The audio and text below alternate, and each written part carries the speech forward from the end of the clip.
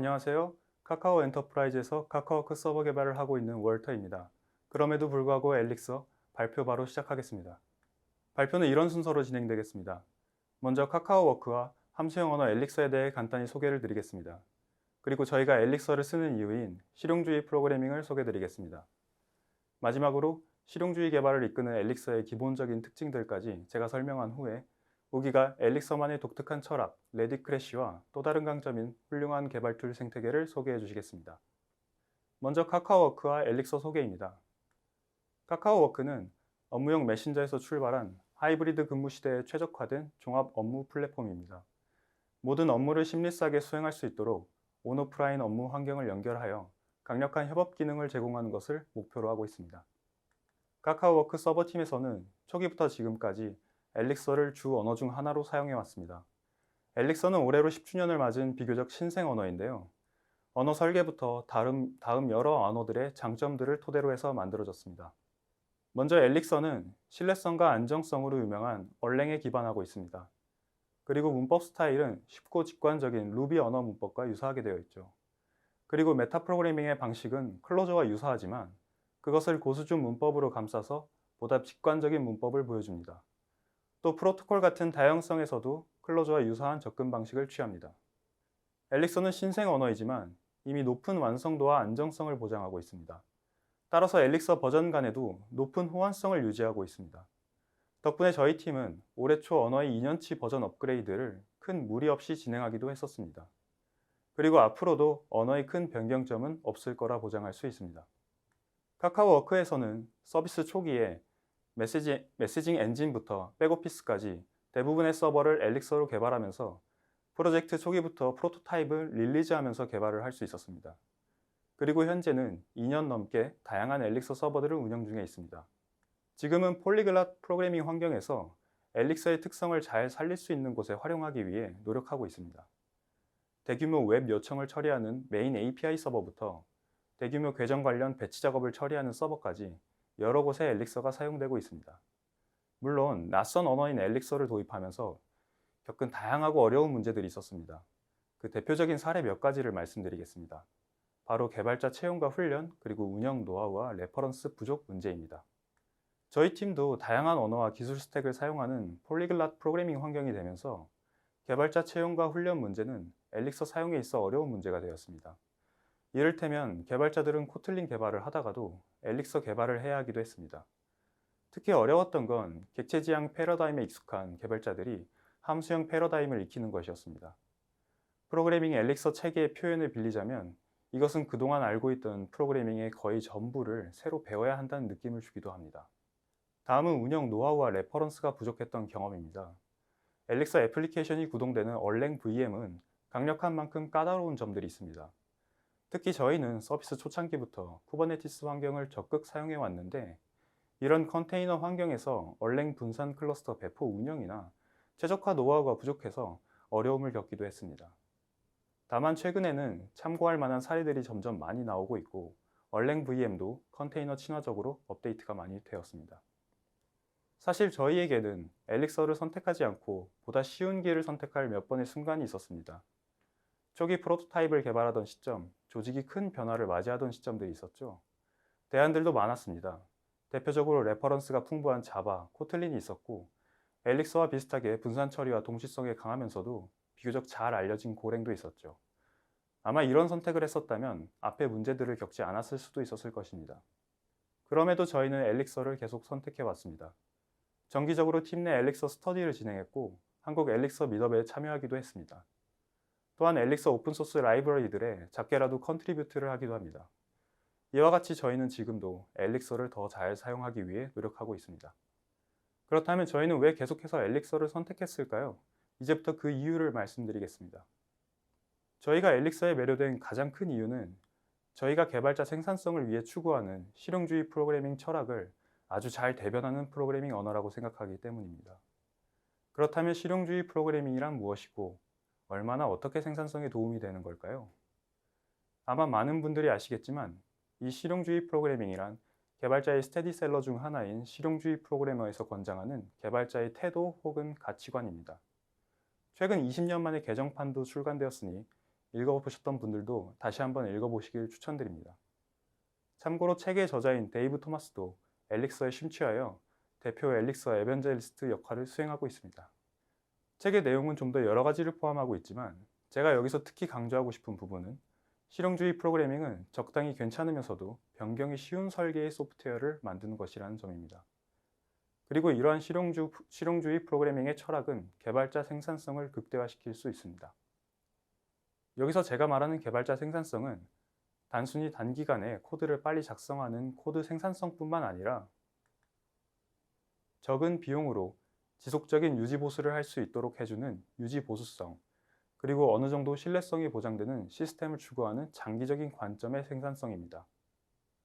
실제 저희는 카카오워크 서비스를 개발하면서 이런 생산성을 경험합니다.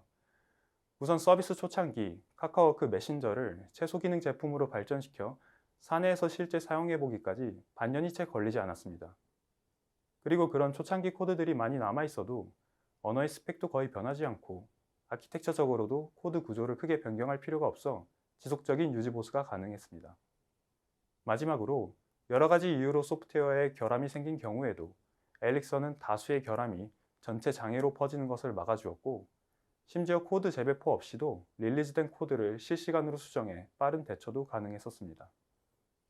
앞에서 저는 엘릭서가 실용주의 철학을 잘 대변한다고 했는데, 그럼 이제부터 어떤 엘릭서의 특징들이 개발자를 실용주의 개발로 이끄는지 하나씩 살펴보겠습니다. 다음과 같은 순서로 살펴보겠습니다.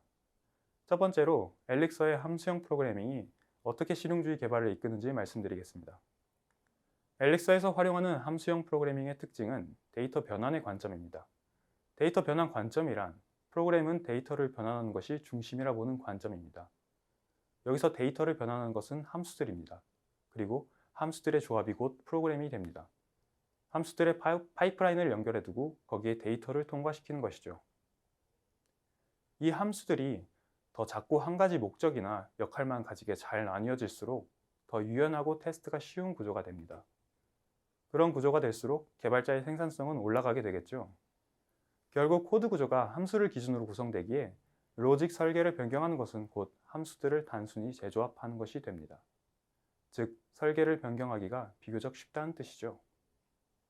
데이터 변환 관점의 프로그래밍 철학을 엘릭서에서는 패턴 매칭과 파이프라인을 이용하여 직관적이고 우아하게 표현할 수 있습니다. 먼저 엘릭서의 가장 중요한 기본 요소인 패턴 매칭을 설명드리겠습니다. 좀 단순하게 이해해보자면 패턴 매칭은 구조분의 할당과 제어 흐름의 결합이라고 생각해 볼 수 있습니다. 제어 흐름은 조건문 같은 분기 실행을 해주는 프로그래밍의 기본 도구고, 구조분의 할당은 자바스크립트, 파이썬을 비롯한 많은 언어들에서 자료구조 해체 시에 편리하게 쓰이는 기능이죠. 이것은 즉, 함수형 언어들은 if, else 같은 제어 구문 대신에 패턴 매칭을 이용해 선언적으로 흐름 제어를 한다는 뜻입니다. 아래는 간단한 예시인데 getY라는 함수는 xy의 값의 쌍으로 된 좌표값을 받아서 그중 뒤에 위치한 y 값을 반환합니다. 엘릭서는 동적 타입이기에 이 함수에는 어떤 형태로든 값이 들어올 수 있는데, 이 함수에선 원하는 인자 형태 말고는 전부 에러 값으로 반환하고 있습니다. 다음 예제에서는 언어 간 비교를 통해서 패턴 매칭과 동적 타입이 어떻게 개발자가 해결하고자 하는 문제에 집중하도록 도와주는지를 보여드리겠습니다. 메신저에서 사용자나 봇이 메시지를 보내는 메시지 전송 함수를 만드는 경우를 생각해 보겠습니다. 메시지를 보내는 주체는 사용자일 수도 있고 봇일 수도 있습니다. 카카오워크 같은 기업용 메신저는 보안성이 중요하기 때문에 사용자가 보내는 메시지는 높은 수준의 암호화가 필요합니다. 반면 봇이 보내는 메시지는 암호화가 필요 없다고 가정해 보겠습니다. 여기서 우리의 관심사는 메시지 전송입니다. 이것을 간단한 코드로 표현해 보겠습니다. 먼저 자바로 객체 지향 코드를 최대한 단순하게 표현했습니다. 맨 위에는 메시지를 전송하는 인터페이스를 정의했습니다. 그리고 사용자와 봇을 클래스로 만들어 메시지 전송 인터페이스를 각각 구현하도록 했습니다. 이런 형태라면 메시지 전송 메소드 안에서 암호화에 대한 책임은 유저 클래스가 가져가게 됩니다. 만약 유저 클래스에서 암호화 관심사를 분리하려면 또 다른 인터페이스 설계가 필요하겠죠. 이런 고민이 많아지면 원래 문제를 해결하고자 했던 것보다 더 많은 시간을 쓰기도 합니다.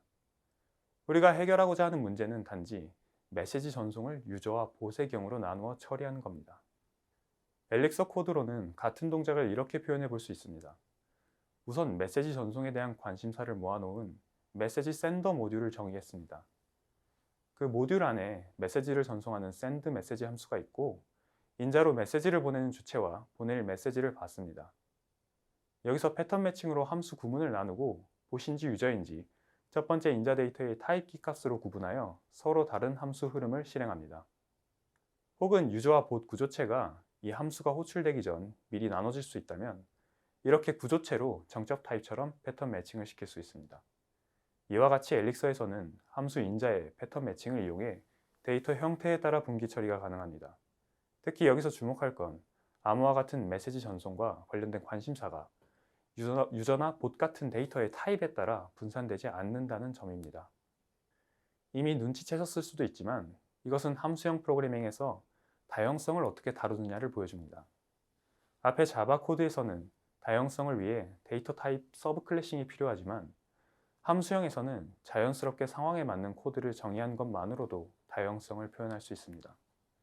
이런 식으로 패턴 매칭은 함수 중심의 선언적인 구조를 만들 수 있게 해줍니다. 이것이 패턴 매칭이 함수형으로의 사고방식 전환에 있어 필수적인 요소일 수밖에 없는 이유입니다. 한 가지만 더 덧붙이자면 엘릭서는 동적 타입이기에 이 함수에는 사실 정상적인 유저나 봇이 아닌 다른 데이터가 들어올 수도 있습니다. 그런 경우엔 매칭되는 패턴이 없다는 예외가 발생해 크래시가 날 것입니다. 혹은 다음처럼 방어 코드를 짤 수도 있을 것입니다. 하지만 엘릭서에서는 대부분 이렇게 방어 코드를 짜는 것보다 기대하지 않은 에러를 처리하는 더 나은 방법을 제시합니다. 이것은 이후에 레딧 크래시 파트에서 자세히 소개할 것입니다. 그럼 이제 함수들을 연결하는 파이프라인에 대해서 설명드리겠습니다. 파이프라인과 파이프 연산자는 사실 대부분의 서버 개발자에게 익숙할 수 있습니다. 아래 코드와 같은 유닉스 파이프 명령어를 자주 사용하시거나 한 번쯤은 보신 적이 있을 것입니다. 물론 동작 메커니즘은 다르지만 기능은 비슷합니다. 같은 기능을 엘릭서의 파이프 연산자로 구현하면 다음과 같습니다. 이렇게 함수들이 파이프 연산자로 연결된 구조를 파이프라인이라고 부릅니다. 파이프라인을 이용하면 한 목적만 가진 함수들을 조합해서 손쉽게 더 큰 목적을 표현하는 함수들을 만들어냅니다. 참고로 이 파이프라인을 풀어 쓴다면 가장 아래 코드와 같은 형태가 됩니다. 파이프라인 예제를 한번 보겠습니다. 실제로 저희가 비즈니스 로직을 짜는 흐름을 보여주는 예제를 보여드리겠습니다. 다음과 같은 요구사항을 가정해 보겠습니다. 어떤 유저 목록이 주어졌을 때 그중 마지막으로 로그인을 한 지 30일이 지난 유저들에게만 리텐션 명목으로 메일을 보내는 함수를 만들어 보겠습니다. 먼저 비즈니스 로직을 코드가 아닌 일반 텍스트로 적어 보겠습니다. 일단 주어진 유저 목록이 있다면 각 유저의 마지막 로그인 기록을 줘야 합니다. 그중 로그인 기록이 30일 이전인 유저들만 필터링하고 남은 유저들의 이메일 주소와 이름만 추출합니다. 그렇게 추출된 이메일 주소와 이름으로 각각 이메일을 전송합니다. 이해를 돕기 위해 잠깐 다이어그램으로 표현해보면 이런 흐름을 나타낼 수 있습니다. 다시 돌아와서 이러한 순서로 작성된 비즈니스 로직을 파이프라인 코드로 옮기면 바로 다음과 같이 됩니다. 보시다시피 말로 적은 비즈니스 로직들을 그대로 함수들로 옮겼습니다. 여기서 리텐션 유저스 함수는 함수들의 조합으로 이루어져 있습니다. 유저 리스트라는 처음의 데이터는 함수들을 통과하면서 다음 함수의 인자에 들어가기 알맞은 형태로 변환이 되어야겠죠. 이 각각의 함수들은 또 내부적으로 여러 함수들의 조합으로 이루어져 있을 것입니다. 이러한 함수 조합들은 시간에 따라 요구사항이 변하거나 성능상의 이유로 변경이 필요할 수도 있습니다. 그런 상황에서도 이런 파이프라인 구조라면 코드를 다시 읽고 변경하는데 큰 어려움이 없을 것입니다. 보통 이 각각의 함수들은 앞에서 설명한 패턴 매칭을 이용해 코드 흐름을 분기하고 있을 것입니다. 예를 들면 마지막 이메일 전송 함수는 아래 코드처럼 작성할 수 있습니다. send retention emails 함수는 인자로 빈 리스트가 들어올 경우와 에러가 들어올 경우의 코드 흐름을 나누고 비어있지 않은 리스트 데이터가 들어올 경우에만 데이터를 처리하도록 합니다. 이런 식으로 엘릭서는 어떤 데이터의 타입이 아니라 데이터의 형태와 그 데이터를 처리하는 함수를 기준으로 코드를 구성합니다.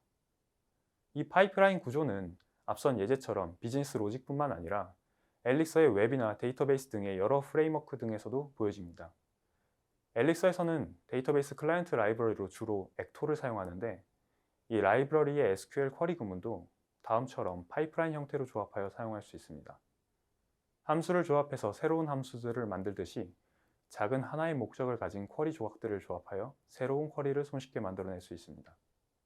피닉스는 엘릭서의 웹 프레임워크입니다.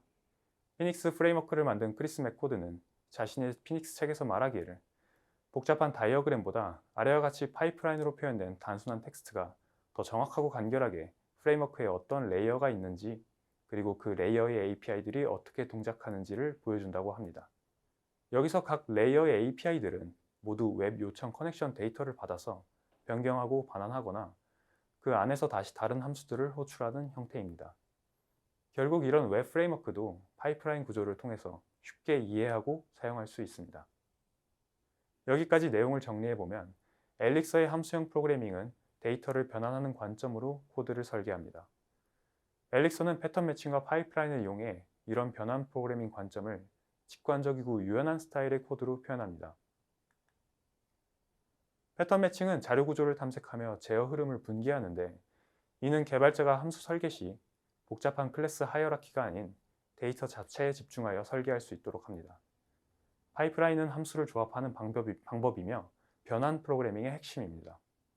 비즈니스 로직부터 SQL 쿼리, 프레임워크까지 엘릭서 전반에 걸쳐서 파이프라인 구조를 활용하여 데이터 변환 관점으로 프로그램을 작성합니다. 이런 엘릭서의 함수형 프로그래밍은 곧 실용주의 개발을 이끌어줍니다. 패턴 매칭에서 보듯이 개발자가 진짜 해결하고자 하는 문제에 집중하도록 도와주고, 파이프라인 형태로 코드 구조를 단순화하고 변경이 쉽게 만들기 때문입니다. 다음으로 말씀드릴 특징은 메타 프로그래밍과 개발자 경험입니다.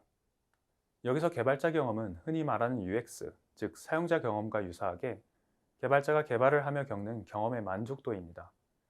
UX의 핵심은 사용자가 가능한 쉽고 직관적으로 제품을 이해하고 사용할 수 있어야 한다는 것입니다. 개발자 경험에서도 이와 동일하게 개발 도구를 쉽고 직관적으로 사용할 수 있어야 합니다. 개발자 경험이 사용자 경험과 다른 점은, 사용자 경험은 모두에게 가급적 간단하고 적은 선택지를 제공하는 것을 목표로 하지만, 개발자 경험은 높은 숙련도를 가진 개발자에게 더 다양한 선택지를 제공해야 한다는 점입니다. 좋은 사용자 경험이 사용자의 생산성을 높이듯이 좋은 개발자 경험은 개발자 생산성을 높이게 됩니다. 이와 관련해 엘릭서의 개발자 만족도를 보여주는 자료를 먼저 보여드리겠습니다. 아래 두 표는 매년 실시되는 스택 오버플로우 사이트의 전 세계 개발자 대상 설문조사 결과의 일부입니다. 각각 개발자가 자신이 작년 한 해 동안 사용하고 있는 언어와 웹 프레임워크들을 내년에도 계속 사용하고 싶은지를 물어본 결과입니다. 언어가 얼마나 유명하고 인기 있느냐보다는 일단 사용하는 사람들이 얼마나 만족하고 있느냐에 대한 비율이죠. 보시다시피 엘릭서는 40여 개 언어에서 러스트 다음으로 2위에 위치해 있고, 엘릭서의 웹 프레임워크 피닉스는 20여 개의 웹 프레임워크 중 1위를 차지하고 있습니다. 여기서 재밌는 건 엘릭서는 1위가 아니지만 엘릭서의 웹 프레임워크인 피닉스는 상당한 격차로 1위라는 사실입니다. 여러 이유가 있겠지만 저는 피닉스의 직관적인 도메인 특화 문법이 그 이유 중 하나라고 생각합니다. 그럼 피닉스의 문법을 잠깐 보겠습니다. 피닉스에서는 다음과 같이 웹 요청이 들어오는 라우터와 스코프 파이프라인을 선언합니다. 피닉스를 사용하는 개발자는 이 라우터 모듈만 보고도 컨트롤러에 들어가기 전까지의 웹 요청 흐름을 직관적으로 파악할 수 있습니다. 앞에서 피닉스의 각 레이어들과 API들은 파이프라인이라고 했었는데, 이런 선언형 문법이 내부적으로 파이프라인으로 해석됩니다. 피닉스의 많은 부분은 이러한 도메인 특화 언어로 정의되어 있습니다. 프레임워크 말고 엘릭서의 언어의 순위도 흥미로운 부분이 있습니다. 엘릭서는 언어의 처음 설계부터 얼랭과 완벽히 호환되는 것을 목표로 해서 두 언어는 유사점이 많고 철학도 비슷합니다. 사실 이 다음 파트에서 소개할 레드크래시는 얼랭의 철학을 엘릭서가 그대로 계승했을 정도입니다. 그런데도 엘릭서와 얼랭 사용자들의 만족도는 보시다시피 꽤 차이가 있습니다. 앞에서 보았던 스택 오버플로우의 언어 만족도 조사를 다시 보면 얼랭의 만족도는 엘릭서에 비해 상당히 낮습니다.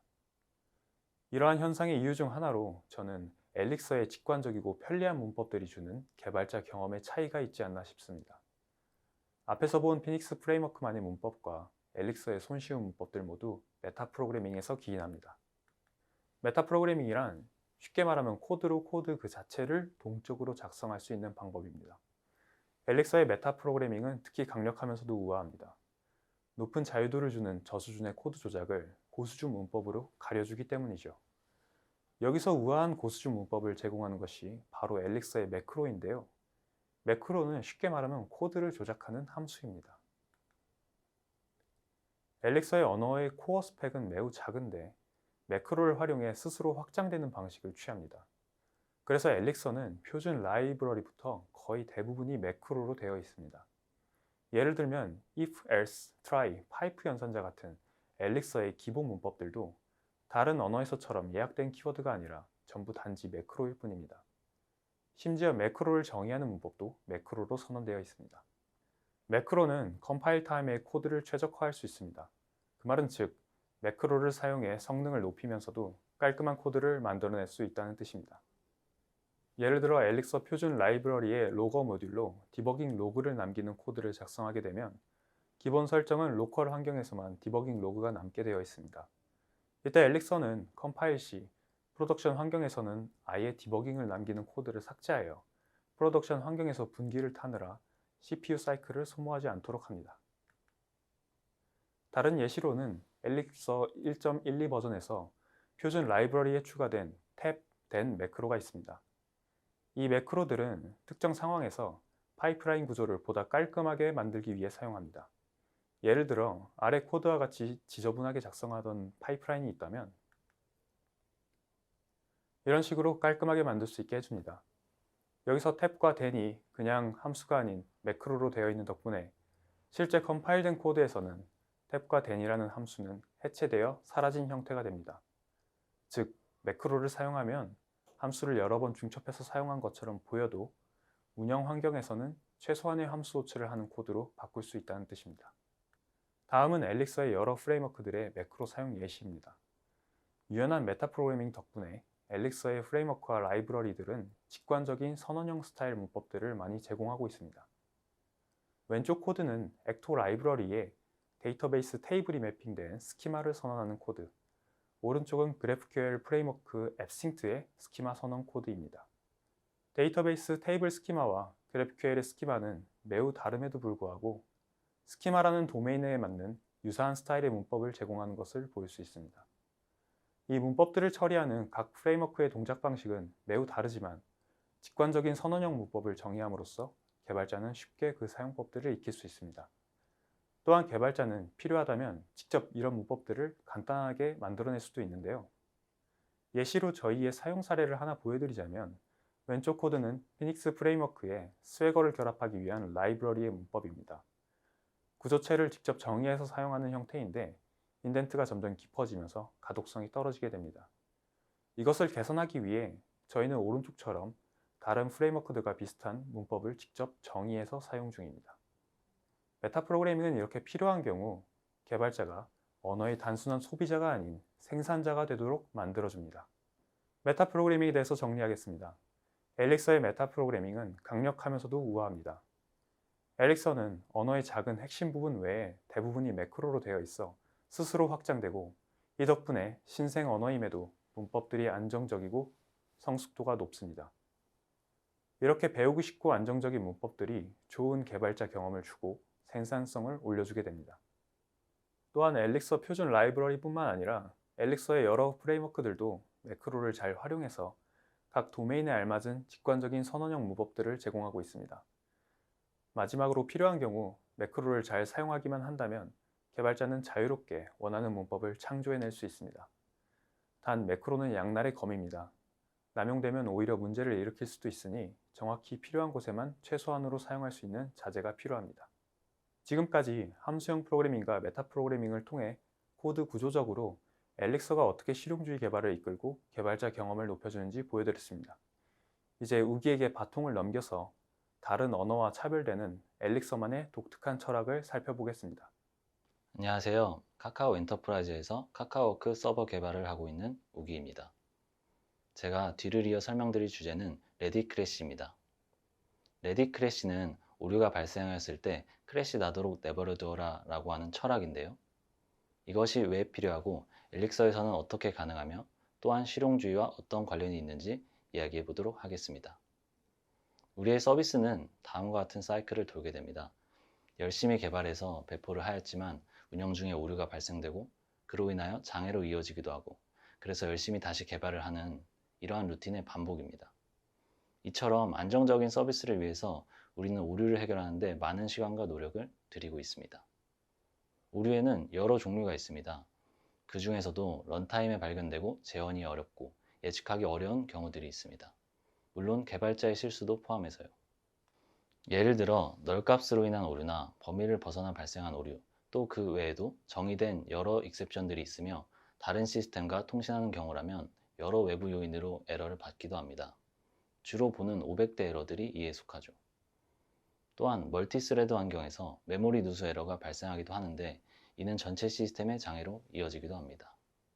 이러한 많은 오류들로부터 서비스를 안정적으로 지켜내기 위해서 방어적으로 개발할 수도 있습니다. 그 예시를 한번 들어보겠습니다. 여기에 외부 API를 호출하여 유저 정보를 가져오는 함수가 있습니다. 기대하지 않은 상황에서 오류가 나지 않도록 방어 로직을 작성하고 예외 상황들을 익셉션으로 처리해 보겠습니다. 전 코드와 동일한 일을 수행하지만 코드가 많아졌는데요. 하나씩 살펴보겠습니다. 먼저 입력값이 올바른지 검증하기 위해 정수인지 그리고 0보다 큰지 비교를 합니다.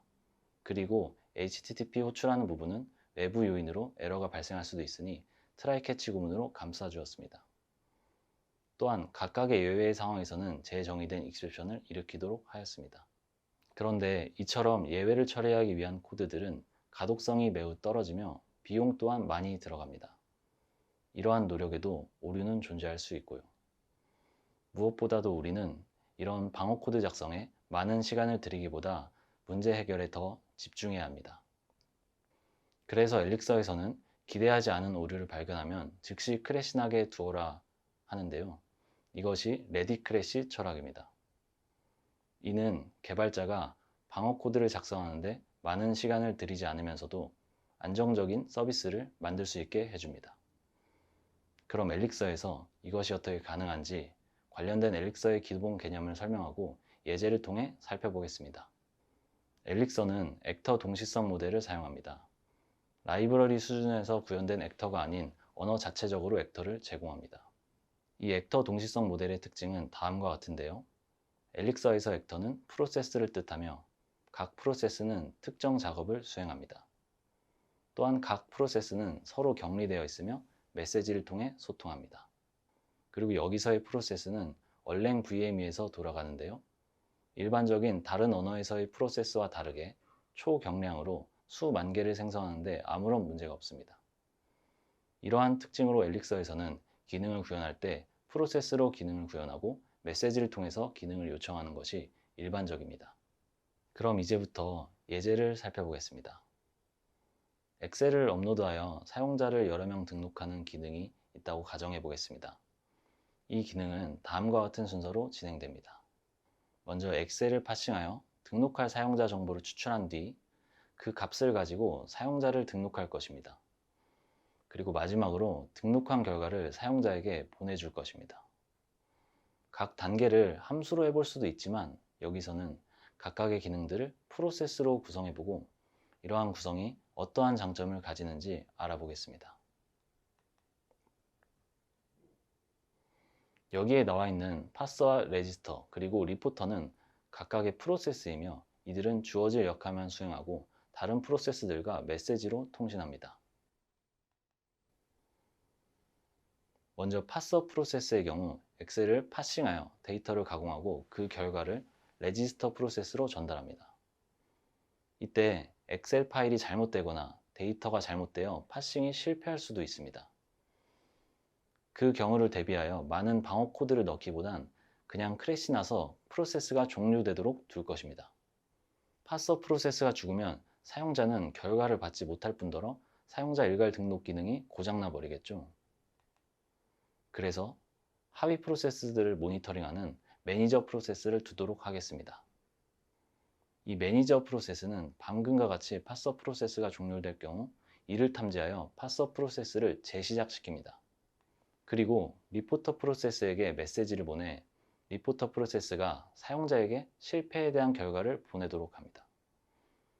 이처럼 매니저 프로세스가 하위 프로세스를 모니터링하며 하위 프로세스가 종료될 때 다시 살리는 역할을 하게 되죠. 다음으로 레지스터 프로세스를 보면 다량의 사용자 목록을 받아서 사용자를 등록하고 그 결과를 리포터 프로세스로 보내는 역할을 하는데요. 이 레지스터 프로세스의 기능을 사용자 목록을 가지고 있는 프로세스와 DB의 사용자 정보를 저장하는 프로세스로 분리하여 하위 프로세스로 만들어 보겠습니다. 첫 번째로 등록할 사용자 목록을 가지고 있는 Q 프로세스입니다. Q 프로세스는 상태를 가지고 있고 값의 추가 추출만을 담당합니다. 외부 의존성도 없고 단순한 기능만을 제공합니다. 상태를 유지하는 프로세스이기 때문에 프로세스가 종료되지 않도록 작고 견고하게 구성하였습니다. 다음으로 Q 프로세스에서 값을 꺼내 사용자를 DB에 저장하고 결과를 리포터 프로세스로 전송하는 워커 프로세스입니다. DB에 사용자 정보 저장이 성공할 경우 해당 사용자가 등록에 성공했다는 결과를 리포터 프로세스에 전송하고 값 중복 등으로 실패할 경우 실패 사유를 포함하여 전달합니다. 그런데 DB나 네트워크에 일시적인 문제가 생기면 워커 프로세스는 예상하지 못한 오류가 발생할 수도 있는데요. 이러한 오류가 발생하면 워커 프로세스는 종료됩니다. 이 경우 부모 프로세스가 이를 감지하여 다시 워커 프로세스를 생성합니다. 새롭게 생성된 워커 프로세스는 다시 Q에서 데이터를 가져와서 사용자 등록을 수행하게 됩니다. 이처럼 워커 프로세스는 에러가 발생하여 종료되어도 다른 프로세스나 전체 시스템에 영향을 주지 않습니다. 그래서 크래시 나게 내버려 두라고 할 수 있는 것이죠. 다시 복구되고 이를 계속 수행하니까요. 그런데 이 경우 워커 프로세스는 작업 중인 사용자 정보를 잃어버리게 되는데요. 엘릭서 프로세스는 프로세스가 종료되기 전 수행할 일을 지정할 수 있습니다. 그래서 워커 프로세스가 종료되기 전 작업 중인 사용자 정보를 리포터 프로세스로 실패 사유와 함께 전달하도록 하겠습니다. 그러면 워커 프로세스가 오류로 인하여 종료되더라도 모든 정보는 누락 없이 리포터 프로세스로 전달될 것입니다. 그리고 일시적인 오류로 워커 프로세스가 종료되는 일이 있을 수 있기 때문에 워커 프로세스 종료 전 작업 중인 사용자 정보를 다시 큐에 넣어서 재시도 처리를 할 수 있습니다. 이때 재시도 카운트를 같이 둔다면 각 작업 실패 시 지정한 횟수만큼 재시도하게 될 것입니다. 그리고 다음과 같이 워커의 개수를 늘려서 전체 작업 속도를 빠르게 할 수 있습니다. 상태를 가지고 있는 프로세스와 작업을 처리하는 프로세스를 분리하였기 때문에 스케일 아웃이 자유롭고 오류로 인한 각 워커의 종료도 다른 프로세스에 영향을 미치지 않죠. 이처럼 프로세스 구조로 쉽게 확장성 있는 설계도 할 수 있습니다. 마지막으로 사용자 등록 결과를 알려주는 리포터 프로세스입니다. 앞서 확인하였듯이 각 프로세스가 오류로 인하여 종료되더라도 리포터 프로세스에게 메시지를 전달하였기 때문에 리포터 프로세스는 누락 없이 모든 결과를 받게 됩니다. 즉, 외부 요인으로 작업 프로세스가 크래시 나더라도 사용자는 올바른 결과를 받을 수 있는 것이죠. 앞서 살펴본 프로세스들을 종합해보면 다음과 같은 구조가 됩니다. 프로세스 간의 관리 전략으로 장애를 격리하고 복구하여 내결함성을 갖춘 시스템을 만들 수 있었습니다. 이제 레디 크래시를 정리해 보겠습니다. 시스템의 오류는 항상 어디서나 발생할 수 있는데요. 이러한 오류를 막기 위한 방어적인 프로그래밍은 비효율적일 수도 있습니다. 그래서 엘릭서에서는 그냥 크래시 나게 두라고 합니다. 그리고 프로세스 관리 전략으로 크래시가 발생한 프로세스를 격리시키고 시스템이 스스로 복구하여 안정성을 유지하게 합니다. 결국 엘릭서는 레디 크래시 철학을 통해 개발자가 모든 예외 상황을 처리하지 않더라도 시스템의 안정성을 보장할 수 있게 해줍니다. 이것은 곧 실용주의 프로그래밍의 적당히 괜찮은 소프트웨어 철학으로 연결됩니다. 다음은 개발자 경험을 높여주는 엘릭서의 강력한 도구 생태계에 대해 얘기해 보겠습니다. 엘릭서는 개발자를 위한 좋은 도구들이 많이 있고 그 생태계가 발전해 나가고 있습니다. 엘릭서 코어팀은 여러 방면에서 개발자들이 좋은 개발자 경험을 갖도록 많은 노력을 기울이고 있는데요. 이는 언어를 넘어 다양한 도구들에까지 영향을 주었습니다. 주기적으로 이뤄지는 엘릭서 릴리즈에서도 얼마나 개발자 경험을 강조하고 많은 도구들을 발전시켜 나가는지 확인할 수 있습니다. 이번 장에서는 저희 팀이 엘릭서 개발을 하면서 실제 유용한 도구인 테스트 프레임워크와 대화형 쉘, 그리고 라이브북에 대해 소개해 보겠습니다. 먼저 테스트 프레임워크에 대해 알아보겠습니다. 엘릭서는 언어 자체에 테스트 프레임워크가 내장되어 있어 표준 테스트 라이브러리를 사용하여 테스트를 수행할 수 있습니다. 그 테스트는 다음과 같이 사용하는데요. 앞서 말씀드린 매크로를 활용하여 깔끔한 문법을 가지고 있습니다. 따라서 별다른 노력 없이 직관적으로 쉽게 테스트가 가능합니다. 또한 엘릭서는 문서와 테스트를 합친 독 테스트라는 것도 제공하는데요. 독 테스트로 인하여 함수 위의 주석으로 테스트 코드를 작성할 수 있습니다. 오른쪽은 그 예제입니다. 그리고 오른쪽의 주석이 엘릭서의 문서화 도구를 통해 왼쪽과 같이 문서로 변환되는데요. 결국 이 독 테스트는 테스트의 간편함과 더불어 문서 내의 코드가 올바르다는 것을 검증할 수 있는 장점이 있습니다. 이러한 테스트 기능들이 언어 자체에 내장되어 있기 때문에 외부 라이브러리에 의존하지 않으며 표준 테스트 라이브러리로 직관적이고 쉽게 테스트 작성이 가능합니다. 다음은 엘릭서의 대화형 쉘인 IEX에 대해 알아보겠습니다. IEX 쉘은 터미널에서 실행할 수 있으며 엘릭서 코드를 실행해 볼 수 있는데요. 오른쪽은 터미널에서 IEX를 실행하고 엘릭서 코드를 실행해 본 모습입니다. 또한 코드 자동 완성이 가능하고 문서도 볼 수 있습니다. 그리고 IEX 모드로 어플리케이션 실행이 가능하며 실행 중인 어플리케이션 접근도 가능한데요. 오른쪽은 실행 중인 어플리케이션에 접근하여 코드를 실행하고 헬퍼 함수로 코드를 문서를 본 모습입니다. 그리고 릴리즈된 어플리케이션에 접근해서 함수를 호출해 보거나 모듈 단위로 코드를 수정할 수도 있습니다. 이는 단지 로그에만 의존하는 것보다는 조금 더 능동적인 디버깅을 할 수 있게 해줍니다. 다음은 언어에 내장된 도구는 아니지만 엘릭서 코어 팀에서 강력하게 지원하는 오픈소스인 라이브북입니다. 라이브북은 파이썬 주피터 노트북과 유사하다고 할 수 있는데요. 웹 브라우저에서 문서 작성과 동시에 엘릭서 코드를 실행할 수 있습니다. 그리고 앞서 말씀드린 IEX의 기능들도 대부분 가능하고 마크다운을 지원하며 동시 편집도 할 수 있습니다. 그 밖에도 다양한 기능들을 지원하는데요. 라이브북의 실제 사용 사례를 보여드리면서 이야기해 보도록 하겠습니다. 앞에 레딧 크래시의 사용자 일괄 등록 예제 만들기를 위해 저는 라이브북을 사용하였는데요. 이 과정에서 라이브북의 특징들과 그로 인하여 얻게 되는 장점에 대해 이야기해 보도록 하겠습니다.